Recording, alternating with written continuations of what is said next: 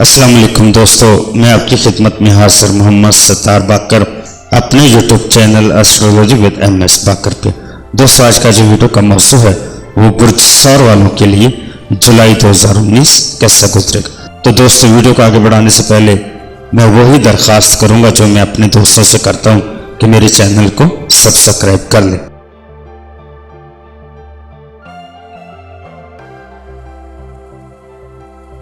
यकम ता 8 जुलाई इस हफ्ते कानूनी अमूर में मसरूफियात बढ़ेगी, अहम अमूर में कामयाब हासिल होगी।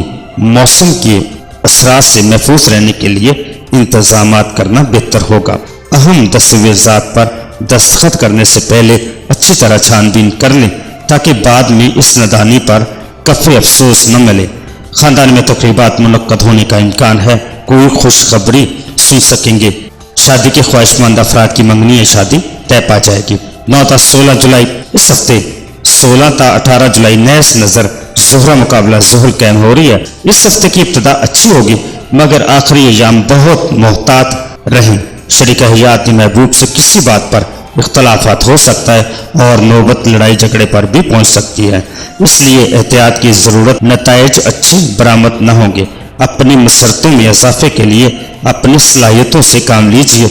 मुस्तकबिल की फिक्र भी हाल ही की तरह कीजिए। कोई दरीना सुकूल हो सकती है। 17 ता 25 जुलाई ये शायद वक्त है जब आप बहुत से मसाइल का हल निकाल सकते हैं। कारोबार वसत इख्तियार कर जाएगा। दोस्तों से वफा की उम्मीद रखी जा सकती है।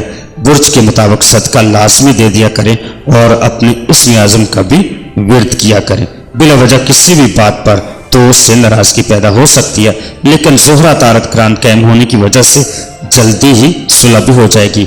अजीज़ व कारब जो कि अब तक नाराज थे उनको मनाने के लिए अच्छा वक्त है।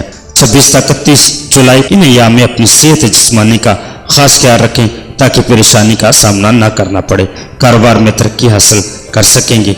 अपने रक्षा मुस्तकबिल के लिए मनसूबाबंदी कर सकेंगे। ये भी मुमकिन है कि शायद एक जगह तल्लकात ख़त्म होकर दूसरी जगह कायम हो जाएं।